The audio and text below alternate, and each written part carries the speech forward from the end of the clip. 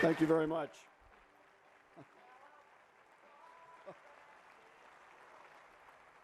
Well, I have to say, I had the pleasure of serving with Bernie. We were elected on the same campaign cycle, and I've followed him many times on the Senate floor. And Bernie, you always fire me up. So I'm here to turn the lights out tonight, folks, and I appreciate the opportunity, the invitation to be here. And this is the center of where we need to change America, right here in the Democratic Party. It's been amazing to see the energy here tonight. And I would, after what was just said, I would like to ask those who've served our country to stand and be recognized, if we might.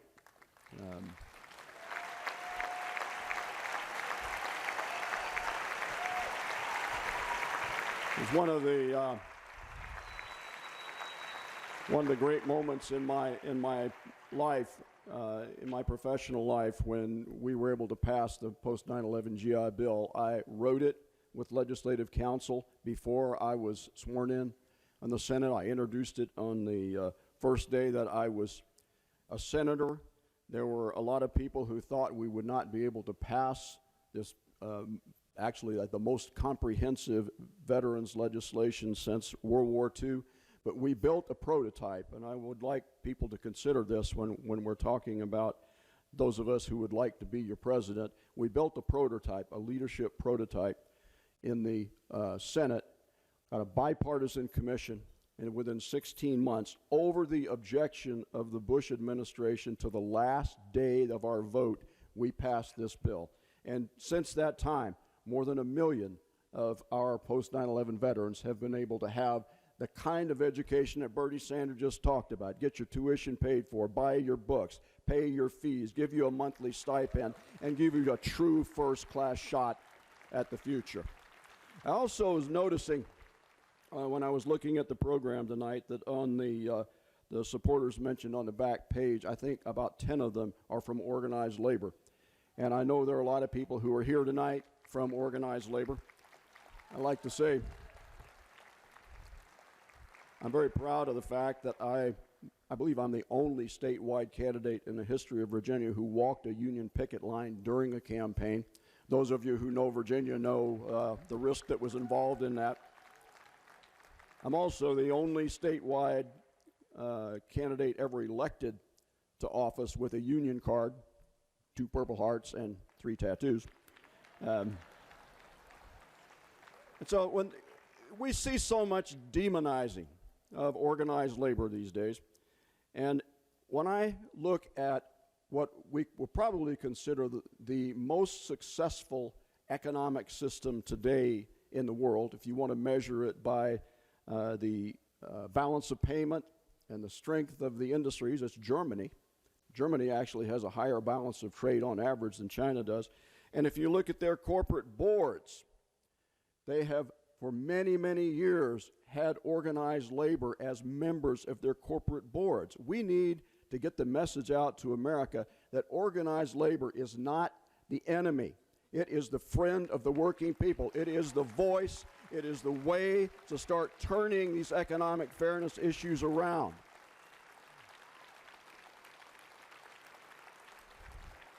You know, we got a lot of problems. We got a lot of problems in our country. We've heard eloquent remarks tonight about those problems.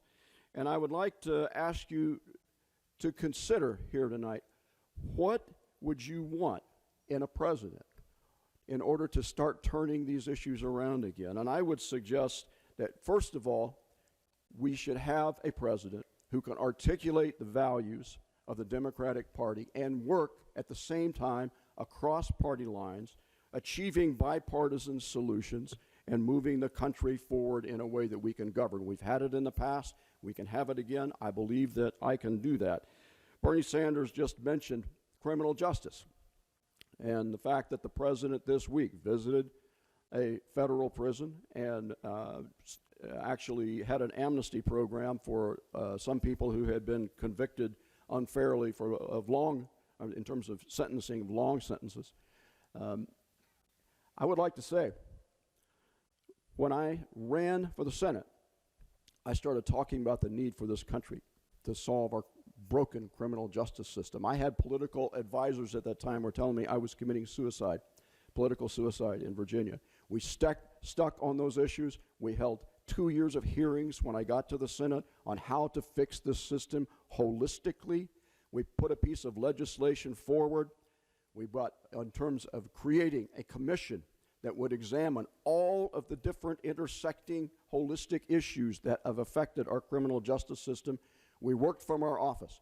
We got a buy-in from 100 different stakeholders across the country in supporting this, including also Supreme Court Justice Kennedy and the American Bar Association and the organizations all the way from the National Sheriff's Association, the International Association of Chiefs of Police, to the ACLU and the Marijuana Project. I think it's probably the only bill in the history of the Senate where the Marijuana Project and the National Sheriff's Association both were on it. We lost on the Senate floor. We got 57 votes. It was filibustered.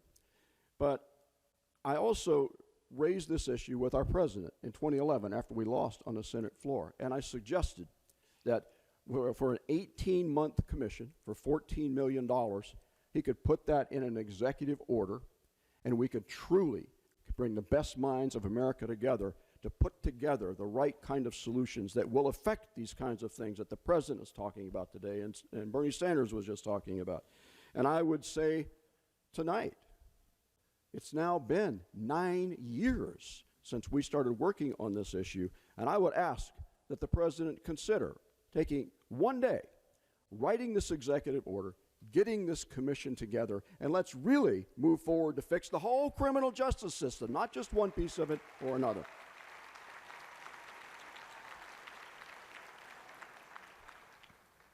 I would also say, and I hope you will consider this, that of all the responsibilities of the president, none is greater than that of being your commander-in-chief. I've spent my entire life in and around the United States military. I grew up in the military. I served in Vietnam as a Marine. I spent 5 years in the Pentagon, 4 of them as an executive, sitting on the Defense Resources Board.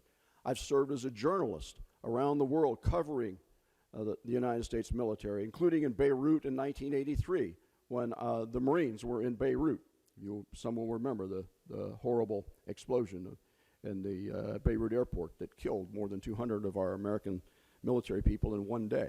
I was in Afghanistan as an embed journalist. I understand how our American military works. I understand foreign policy issues. And I will assure you, by the way, that if I were your president, I would have never urged an invasion of Iraq. And as a senator, I would have never voted to authorize that proposal. In fact, 5 months before the invasion, I wrote a piece in the Washington Post warning that this would be a disastrous strategic failure of historic proportions, that we do not belong as an occupying power in that part of the world, that would empower Iran, in the long run also China, particularly economically, and that it would unleash sectarian violence inside Iraq and turn our soldiers into terrorist targets. If I were your president, I would not have authorized the use of military force in Libya during what was called the Arab Spring. I warned repeatedly that the use of military force in Libya did not meet the test of a grave national security danger and that it would have negative impacts in the entire region. And I have to say, I am still looking with some concern, some great concern, about the agreement that was just signed with respect to Iran. I would not, as president, sign any executive agreement establishing a long-term relationship with Iran if it in any way tips the balance of power in that vital region of our world.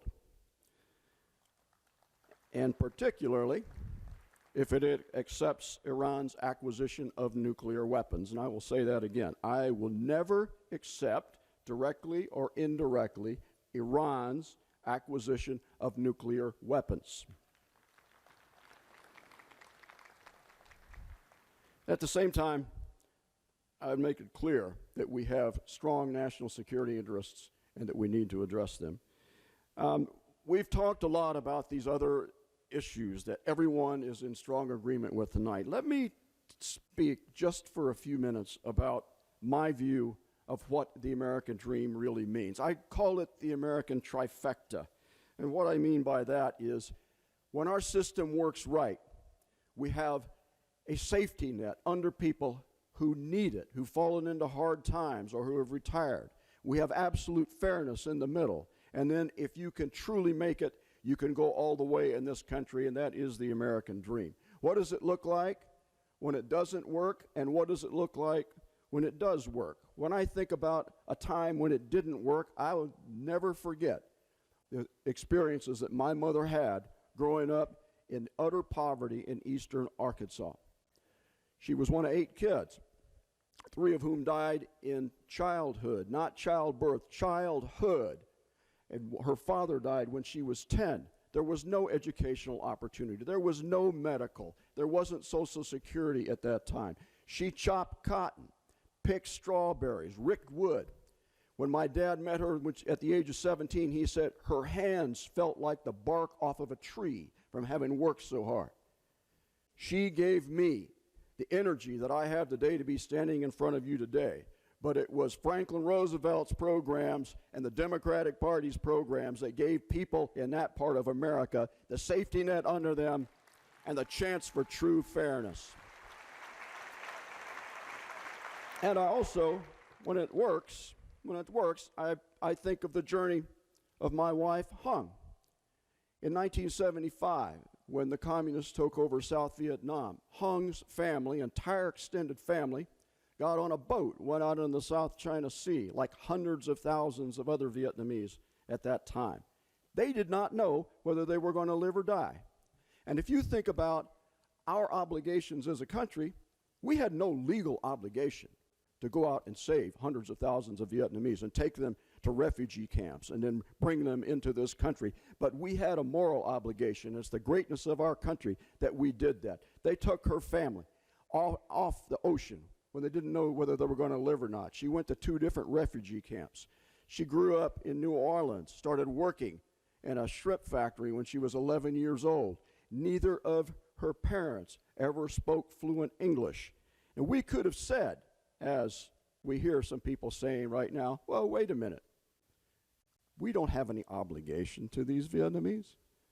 You know, they are not our kind, or whatever language people use. But we didn't do that. And guess what?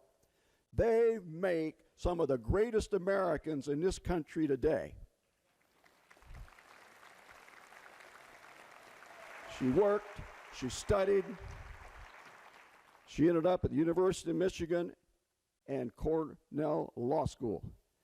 We had the safety net under them, she had the fair shot, and she has lived the American dream. That is what I'm hoping for when I tell you that I would like to be your president. That is the vision that I have for this country, and I have been able to put that vision into specific actions in a way that I think I can guarantee you we will do if you will give us your support and help us in this journey. Thank you very much. I am 1 minute and 20 seconds under schedule for you. Thank you for being here, all of you.